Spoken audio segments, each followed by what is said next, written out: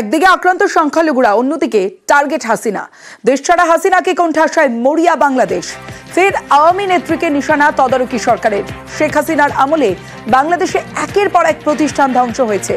দেশের আর্থিক উন্নয়নে বাধা দিয়েছে হাসিনার সরকার। তোপ তদারকি সরকারের বাণিজ্য উপদেষ্টা শেখ বসির উদ্দিনের। শেখ হাসিনা নামে যে মহিলাটা আমাদের দেশে আবর্তিত হয়েছিলেন, আমি অনুরোধ করবো এখানে একাডেমিয়া যারা আছেন ওনার নামে একটা পিএইচডি ডিগ্রি যদি খোলা যেত, আমার মনে হয় খুবই ভালো হয়।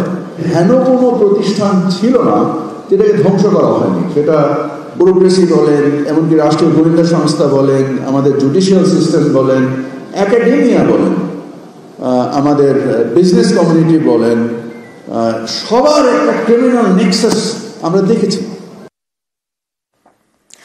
এত অশান্তি, এত উত্তপ্ত পরিস্থিতির মধ্যেও ঘুরে দাঁড়াতে মরিয়া আওয়ামী লীগ। পদ্মাপাড়ে ঘুরে দাঁড়াতে মরিয়া বাংলাদেশের গোপালগঞ্জে পুলিশ আওয়ামী লীগের সংঘর্ষ।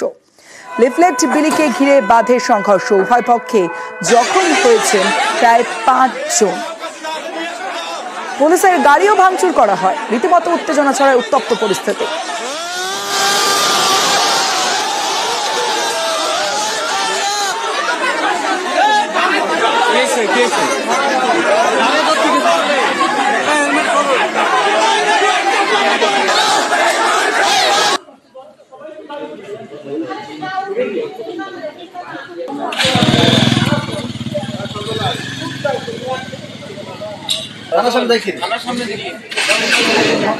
ওইটাই তাই তো একটা লোক ঘুমোতে